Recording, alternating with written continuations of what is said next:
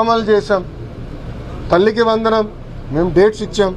రైతులకు ఇవ్వాల్సింది కూడా మేము డేట్స్ ప్రకటించాం. మత్స్యకారులు కూడా మేము చెప్పాం.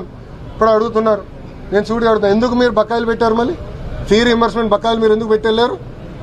స్కూల్ కిట్కి 1000 కోట్ల రూపాయలు బకాయిలు పెట్టెళ్ళారు. ఆ బకాయిలు మేము చెల్లిస్తున్నాం.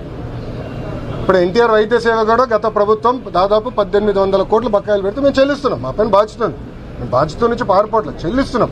కానీ గత ప్రభుత్వం చేసిన అప్పులు కూడా వడ్డీ కూడా వచ్చి మన ఎత్తుమీద పడింది. ఇప్పుడు ప్రతి నెల మాకు 4000 కోట్ల డెఫిసిట్తో బడ్జెట్ నడుస్తుంది. 4000 crore డెఫిసిట్, 4000 కోట్లు. ఈరోజు జీతాలకి చెల్లించడానికి చాలా ఇబ్బంది పడుతుంది ప్రభుత్వం. కానీ కేంద్ర ప్రభుత్వ సహకారంతో లిటరలీ నేను నెట్టుకుని వస్తున్నాను. ఇంకా టైం పడుతుంది. విధ్వంసం మామూలుగా చేయలేదు. నేను వెళ్ళి ఒక కంపెనీని కలిస్తే వాళ్ళు ఒకటే అడుగుతున్నారు, మీరు హామీ ఇస్తారా మళ్ళీ జగన్మోహన్ రెడ్డి ముఖ్యమంత్రి అవడానికి? నన్ను అడిగారు. అదేంటి ఇట్లా అంటే గతంలో మేము ఇబ్బంది పడ్డాం కదా. గతంలో ఇట్లానే రెన్యూబుల్ ఎనర్జీ పీపీఎల్ క్యాన్సిల్ చేశాడు, లూలు తరిమేశాడు, ఇట్లా అనేక కంపెనీలు తరిమేశాడు. కియా మోటార్స్ కూడా బాగా ఇబ్బంది పెట్టారు. సో మీరు మాకు గ్యారంటీ ఇస్తారా జగన్మోహన్ రెడ్డి అనే వ్యక్తి ఆ పార్టీ అధికారంలోకి రాదు, అప్పుడు మేము వచ్చి పెట్టుబడి పెడతామని చెప్తున్నారు. లిటరల్లీ బాండ్ పేపర్ మీద నన్ను సంతకం పెట్టమంటున్నారు. అంత విధ్వంసం జరిగిందండి. రాష్ట్రం దారి తప్పింది. దారి తప్పిన రాష్ట్రాన్ని సరైన దారిలో పెట్టాల్సిన బాధ్యత మా ప్రభుత్వం పైన కలిసికట్టుగా మేము చేస్తున్నాం. మోడీ గారి పర్యటనను ఎన్డీఏ కూటమి 6 నెలల సక్సెస్ మీట్ గా అనుకోవచ్చు. ఈ పర్యటన గతంలో నేను చెప్పా, డబుల్ ఇంజిన్ సర్కార్ ఇది.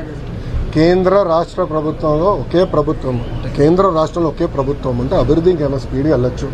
దాంట్లో భాగంగా బడ్జెట్లో మనకి ఆంధ్ర రాష్ట్రానికి ఏ రాష్ట్రానికి ఇవ్వని విధంగా కేవలం 2 రాష్ట్రానికి ఇచ్చారు. ఒకటి ఆంధ్ర రాష్ట్రం, ఒకటి బీహార్. స్పెషల్ డిస్పెన్సేషన్ ఇచ్చారు. అది మన అదృష్టం. ప్రజలు కూడా అంత మ్యాండేట్ ఇచ్చారు కనుక బాధ్యత పెరిగింది. ఎంపీలు కానివ్వండి, ఎందుకంటే ఎంపీలు కూడా మన ఎంపీలు అందరూ 3 పార్టీలు ఎంపీలు కష్టపడుతున్నారు. కేంద్రంలో కూడా మనకి కేబినెట్ మంత్రులు ఉన్నారు, ఎంఓఎస్ మంత్రులు ఉన్నారు, 2 ఎంఓఎస్ మంత్రులు ఉన్నారు.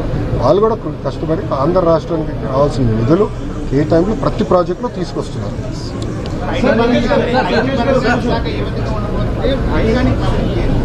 అమ్మా మిలీనియం టవర్ వచ్చాయి కదా ఖాళీ, మళ్ళీ 5 సంవత్సరాలు మీరు ఖాళీకి పెట్టిపోయారబ్బా వైకాపాలు. ఆ మిలీనియం టవర్ని దాంట్లో ముందర టీసీఎస్ వాళ్ళు వస్తున్నారు. సో అది ట్రాన్సిట్ బిల్డింగ్గా వాడదాం. ఎందుకంటే టీసీఎస్ వాళ్ళు సెంటర్ కట్టినా ఒక 2-3 years పడుతుంది.